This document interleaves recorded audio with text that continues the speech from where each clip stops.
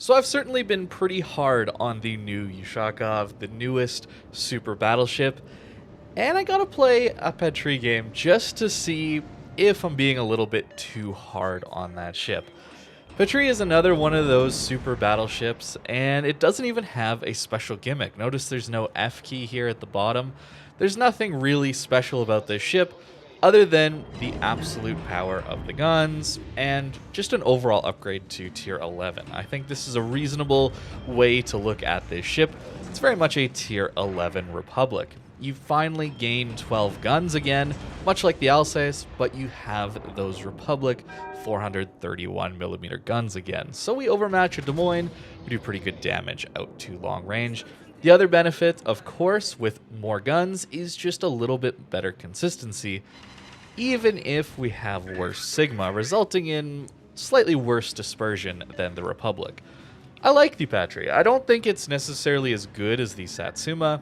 Not even sure how I would rank it next to the Hannover. I probably would enjoy the Patrie just a little bit more thanks to the extra range, and the shell velocity really is amazing on this ship, allowing us to impact the battle on multiple flanks whenever we want to, targeting the most important ship possible.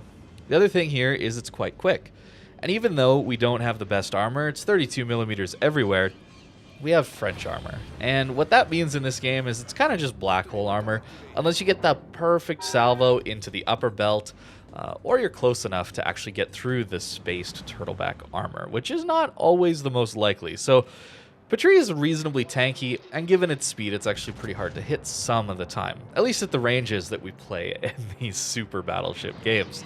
Montana goes broadside. Yep.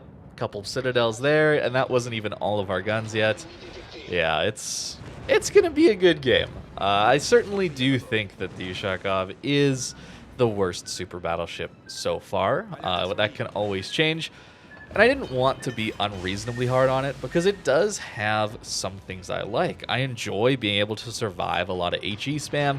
I really do enjoy being able to push up and play at closer ranges. It's just very frustrating for me personally when I can't impact the game through damage output as well. You're going to see that throughout this game. Notice how we've not quite, but basically dealt with the enemy team on the A cap. I'm instantly heading back over to C to try and get some cross shots in on that side of the map and try and deal with the rest of the enemy team. And that's something that I really enjoy about specifically the Patrie and the Satsuma. These two ships having such insane range, decent accuracy, and especially good shell velocity out to these long ranges allows them to impact multiple areas of the battlefield, where Ushakov and Hannover don't quite have that capability. So that's the main reasons I enjoy the Patrie, and especially the Satsuma, where you do have that accuracy gimmick as well, on top of already having some of the best accuracy in the game on the Satsuma. But it is possible that I haven't quite been playing the Hannover and especially the Ushakov correctly. Looking back as I've been making these videos this week on the Ushakov and some of the other super battleships that I've just been playing in my free time, I think I might be playing the Ushakov a little bit too aggressive, especially in the first video where I mainly wanted to test out how well it could tank. I think that as I'm playing these super battleships that aren't the Ushakov, I noticed that I'm playing a lot more open water. I've noticed that I'm in a position where I can shoot at multiple flanks at once.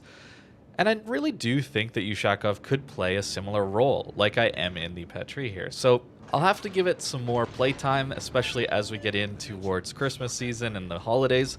I'll see what I can make of a more open water, a little bit longer ranged Ushakov. Perhaps that's the better way to play it, focusing on targets of opportunity, not limiting my firing angles based on islands. That's the other thing I noticed as I looked back at some of the videos that I've been making on the Ushakov specifically, compared to how I play Patrie and how I play Satsuma.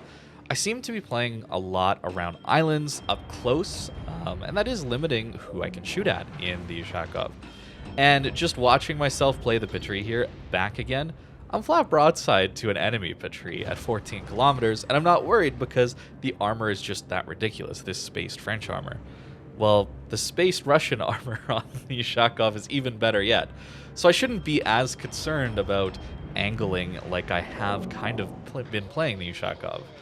So things to learn, things that I wanted to point out that I could be doing wrong on the Ushakov in some of the videos this week. I'll be playing it some more, but you can see just the flexibility of having the option of turning your turrets towards a pushing cruiser on one flank and then being able to turn and deal with a different battleship on another flank. It's very, very nice to be able to do that, and playing so one-dimensionally like I have been. I'm critiquing my past couple of videos here quite harshly, I would say. I didn't think I played that badly in most of those games. Probably just too aggressive, trying to really throw myself into some of those battles. Of course, the secondary memes were never going to work out too well at Super Ship tier. That was just to see if those Smolensk guns could even hold up to some fire, which unfortunately they can't. Patrie is another one of those where I tried a secondary build on it early on because it has so many secondaries. And at least we do get upgraded range on this ship as well. But again, the secondaries are tiny. They're 100 millimeters on this ship, so that's the downside here, where they don't even pen any superstructures at all. Where the Kremlin, or sorry, Ushakov, they just die, right? They don't actually survive long enough to do all that much damage, and of course they don't have the best accuracy either, even if they do manage to pen. But this middle position here, central battleship positioning, right? It's very, very powerful, and in a Patrie here, of course, we're going to do some pretty solid damage if we get the right kind of dispersion, and there you go, 34k. So it is possible to deal damage to a broadside version of this ship. Again, like I said, you have to get lucky in hitting that upper belt specifically. To get those full pens, if you hit too high, you're going to hit the superstructure, and you're just going to overpen. Too low, you're going to get a lot of those torque protection hits and shatters, which are pretty frustrating. So it's a weird ship to fight against, these French battleships. They just have a weird armor scheme where they can take a ton of damage if you hit the right point, or they're taking nothing somehow magically if you don't quite get that right salvo off. And notice we're already up over 200,000 damage here in, what, a 9-minute game so far. So, in my opinion, even though the Ushakov is much better at tanking, and I have talked about that in those videos, my complaints over the lack of gunpowder and the lack of impact through the damage output is the reason I don't like that ship, and one of the reasons I still like the Patrie here. It's because damage is damage, and that's going to be the best way to impact the game as a solo player. It's hard for random teammates to take advantage of the tanking ability that the Ushakov provides. There's games where you just need to put the team on your back and carry them with doing an absolute ridiculous amount of damage in a very short amount of time. And so Patrie, especially a Satsuma, are going to be doing that for you a lot more consistently, I think. And for Patrie even, we don't have that special gimmick where we can push our F key after a few accurate salvos and gain that one super accurate salvo. That's not even here on this super battleship, and yet still I find this ship reasonably consistent. Not always, but the damage output is reasonably consistent on the Patrie. And that's what makes it so strong, is that I feel like I can trust this ship to carry me through games through that damage output. So as the last enemy is finally finished off, we do finish this game with a pretty awesome 261,000 damage and a pretty good carry job, I would say, out of the Patrie. As for the commander, in this battle, I was using a pretty standard tank battleship commander. There's not a lot of variety here at super ship tier, since I don't think we're actually getting in range for secondaries, and especially on this ship, like I mentioned, 100mm secondaries only pen 17mm, which is not great at this tier considering that the superstructures are 19.